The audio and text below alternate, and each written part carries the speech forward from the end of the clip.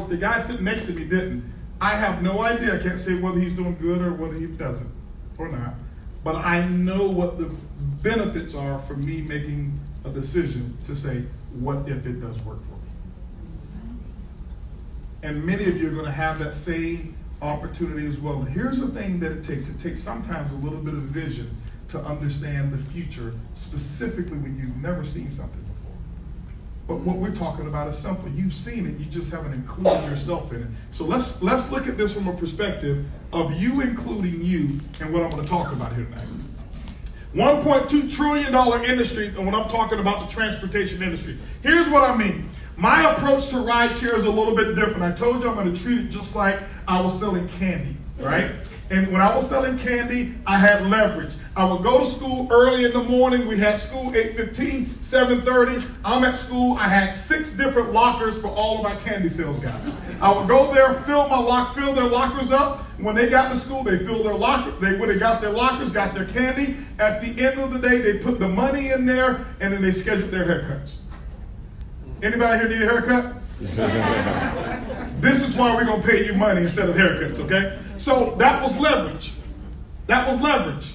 The other thing that I want to explain to you of why $1.2 trillion, because I've got to give you a little bit of education so you understand why this is working and why it's bigger than anything I've ever experienced before. Here's the thing, okay?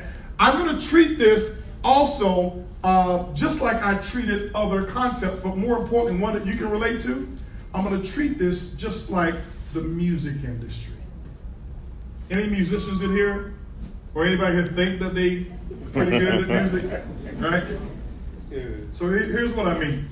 How many of you how many of you right now still have a collection of albums? Raise your hands if you got your collection of albums. All right, Charles got it. Some of you got it. How many of you got a collection of CDs? How many of you remember you wouldn't invite anybody over to your house if your entertainment system wasn't filled with CDs, right? Because it was like bragging rights, right?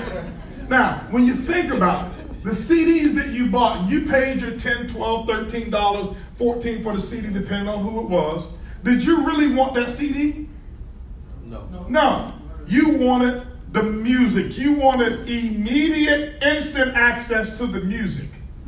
Because before then, if you had a cassette tape or whatever it is, same thing. But before then, you got the music from the radio. And you had to sit by the radio and wait for your favorite song. How many of you remember that? You have to wait for your favorite song to come on. And when you waited for that favorite song, you're sitting by your radio and you hit record. The only reason you hit record is so that you can have access to the song, play it whenever you wanted to. But you spent $13 on a CD. So what the world has taught us is that you really didn't want a CD or an album. You wanted immediate access to that music. This is why streaming music today is so popular. And we pay right now $10 a month, $12 a month, $20 a month on Tidal, whatever it is, to have access to music when we want it. Same thing with movies. Raise your hands if you have a Netflix or a Hulu account. Raise your hands if you went out there and you bought Disney, downloaded the Disney channel, the Disney Plus, streaming music, whatever it is, Apple Plus, and all of us did, right?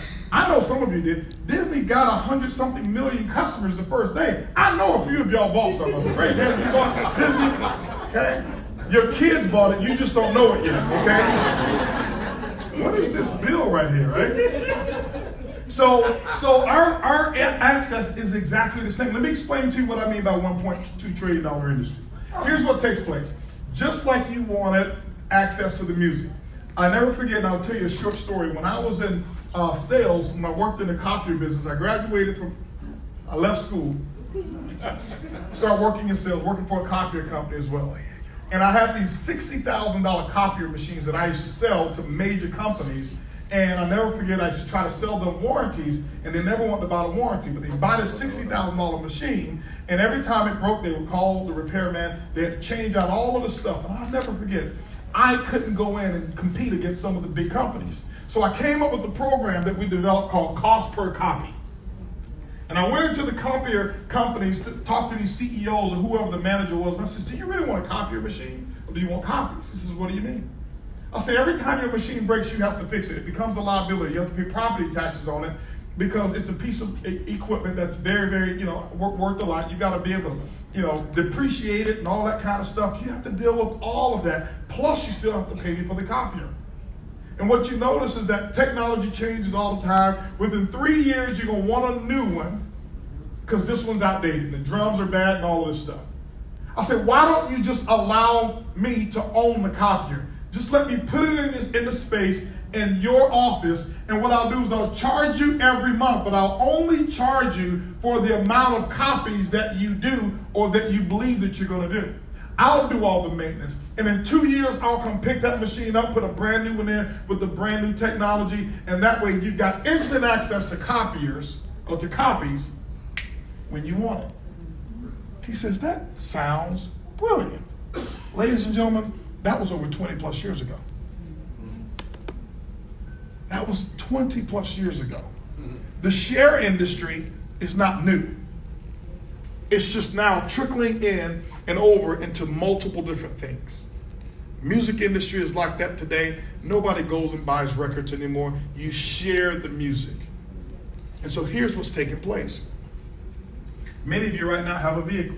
I'm sharing with you the future of how the $1.2 trillion industry hadn't gotten there yet, but I'm sharing with you where it's going and how you position yourself. When is the best time to buy a stock? At the very beginning when it's low, or at its peak?